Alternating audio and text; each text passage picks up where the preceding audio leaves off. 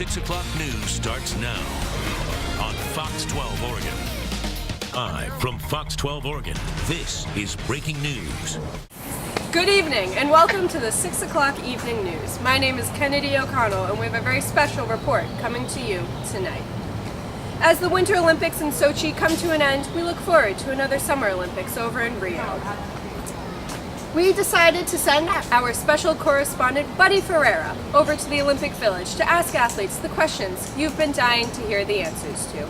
But before going over to Buddy, let's take a brief look at a clip that we've compiled for you. Championships in Croatia. But this continental triumph is still some away from the global dominance enjoyed by Soviet and Russian skaters over the past 50 years. And with the rise of Canadian pair Tessa Virtue and Scott Moir, as well as US stars Meryl Davis and Charlie White, the duo felt the need to reinvent themselves to challenge the North American stranglehold and recruited the help of former world ice dance champion Alexander Zhulin. As you can see, the pressures of being an Olympic athlete are not only impacting the athletes, but also the family members, friends, and the countrymen. We now head over to Buddy Vieira in the Olympic Village so that he can interview some of these athletes. Thank you, Kennedy. We're here at the Olympic Village today with Russian ice dancer Ekaterina Bobrova. Ekaterina, you and your partner Dmitri are four-time regional dance champions. How did it feel to take the bronze home at the Sochi Olympics this year? Well, Dmitri and I have been skating together since 2000. He's a very strong partner. We recently got a new coach, which was a hard decision to make, but overall I think it led to us getting the bronze in Sochi. Tell me what your training has been. I train every day. I was just 10 years old and Dmitri and I first became skating partners, so we were very used to each other. We had the same coach for 12 years, but when rumors began to spread that our routines were too generic and repetitive, we knew that in order to top the contender in Sochi, we had to change something. Our training became much more intense with our new coach. We were constantly on the ice. There was a little time for social life. Always got time for social life. Can you tell me how Russia has trained its Olympic athletes over the past couple of years, maybe involving some type of training camps or training schools? Soviet Russia was even more intense than it is today. They have over 300 schools. They would go when they were like 5 years old. And they would sometimes even make the female athletes get pregnant, get abortions, just because they said that the extra hormones would make their muscles grow faster. This was in the 70s. It's not nearly as bad today. There's about 10 schools in the country now. Holy moly. Isn't that something? Do you know, or can you tell us, about some of these training schools that it was like back in the Soviet era? Yeah, absolutely.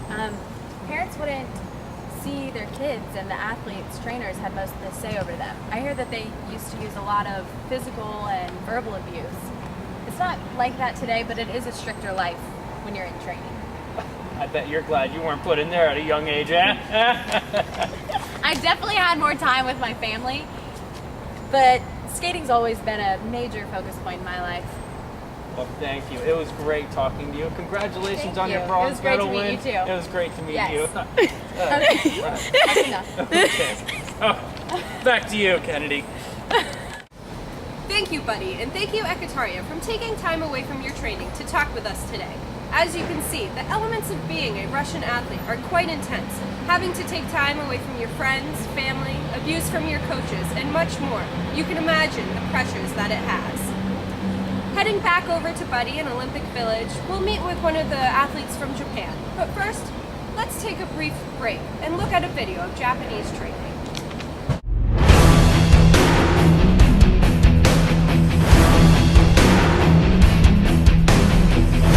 Oh yeah, wonderful guy. Now he too is very light, 51 kilos-ish.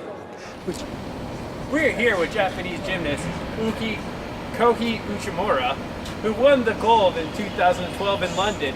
Just 2 years away from Rio, he's going to have to be competing again. You must be very proud of yourself for being able to represent your country as well. Tell us, Uchimura, how does it feel to be a Japanese gymnast? There's a culture in Japan that allows for very strict training sessions. the coaches are very hard on us because we want to be the best. And I've heard stories of people being abused by their coaches for not doing what they have been told to do. Ah, very well, very well. What is your education system like over there in Japan?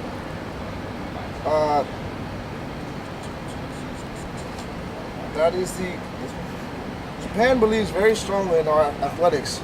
We have the One School, One Country program, which allows children to learn about the Olympics, the sporting events, and to enhance the overall education program for Olympic athletes. From a young age, all Japanese children are encouraged to join groups and belong to a group environment. A child's popularity and ability to belong to many groups is a reflection of the family. When entering schools, it is important to form strong peer groups and to be successful. Being an Olympic athlete is a strong status symbol in Japan. Can you tell us a little bit how you grew up? I started gymnastics when I was 3 years old. Both my parents were gymnasts, and my sister is a gymnast too. When I was 15, I moved to Tokyo full-time to train with professional coaches to one day be in the Olympics. All right. Well, that is fantastic. Thank you very much. Let's go get some of that famous fried rice you've been telling us about. Back to you, Kennedy. What an amazing story from Japanese gymnast Kohei Uchimura. Just between the two countries of Russia and Japan, you can see obvious similarities and differences. For instance, both countries are very strict when it comes to training. However, Japanese athletes are allowed to see their families much more than Russian athletes are. Now, let's go over and see what being an Olympic athlete in Brazil is like. E tentar fazer a história diferente, né? E aí sim, coroar trabalho de uma equipe toda. Então, a gente está super. Thank you, Kennedy. Marta, you are probably one of the best female soccer, football, players that Brazil has ever seen. Tell me, when did you start playing and what's it been like?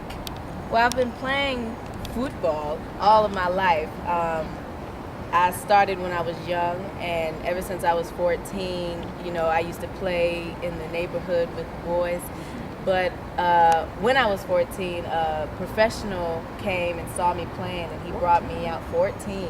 He brought me out to the athletic training facilities in Rio, and ever since then, I was hopping from different club teams everywhere in Brazil until I ended up on the Brazilian soccer team.